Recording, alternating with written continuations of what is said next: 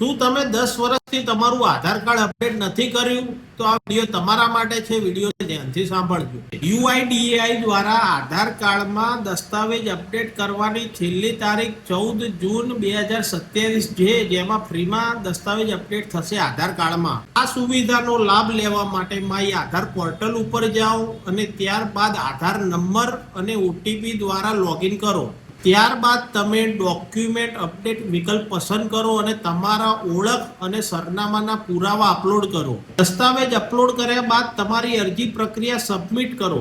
જો તમારું આધાર કાર્ડ લાંબા સમયથી અપડેટ ના થયું હોય તો આ મફતના તકની લાભ જરૂર લો.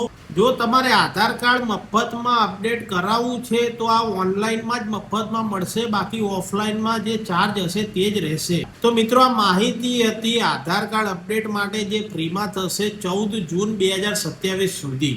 જો તમને અમારો આ વિડીયો ગમ્યો હોય અને આગળ આવા અવનવા વિડીયો જોવા માંગતા હોય તો અમારી ચેનલ જનસેવા અપડેટને આજે જ સબસ્ક્રાઇબ કરો. ધન્યવાદ.